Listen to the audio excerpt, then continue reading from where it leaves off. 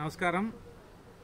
ఈరోజు ఆంధ్రప్రదేశ్ రాష్ట్రంలో ఎన్డీఏ కూటమికి మద్దతుగా అత్యంత భారీ మెజారిటీతో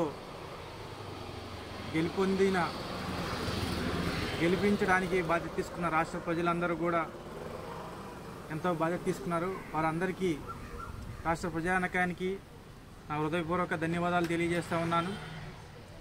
అదేవిధంగా ఈ రాష్ట్రంలో యానాది మహానాడు సంఘం ఆధ్వర్యంలో ఎన్డీఏ కూటమికి సంబంధించి 20 నియోజకవర్గాల్లో పెద్ద ఎత్తున మా లీడర్లందరూ కూడా పనిచేయడం జరిగింది।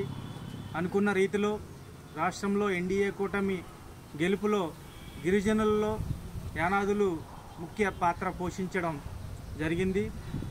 ఈ సందర్భంగా రాష్ట్రంలో గిరిజనులకు అదేవిధంగా గిరిజనులు ఉన్నటువంటి యానాదులకు అందరికీ నా తరపున హృదయపూర్వక ధన్యవాదాలు తెలియజేస్తున్నాను।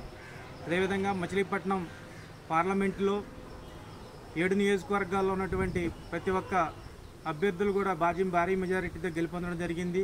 అదేవిధంగా జనసేన పార్టీ ఎంపీ అభ్యర్థి శ్రీ గౌరవనీయులు వల్లభనేని బాలశౌరి గారు కూడా అత్యంత మెజారిటీతో గెలుపొందడం చాలా సంతోషకరం।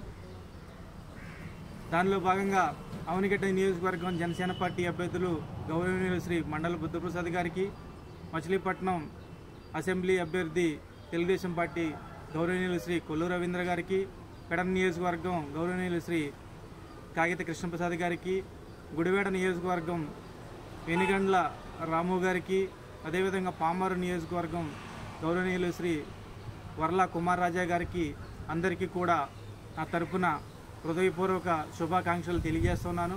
అదేవిధంగా రేపల్లె నియోజకవర్గం అనగాని సత్యప్రసాద్ గారికి కూడా నా హృదయపూర్వక శుభాకాంక్షలు తెలియజేస్తున్నాను। అలాగే ఏమూరు నియోజకవర్గం నక్క ఆనందబాబు గారికి నా హృదయపూర్వక శుభాకాంక్షలు తెలియజేస్తున్నాను।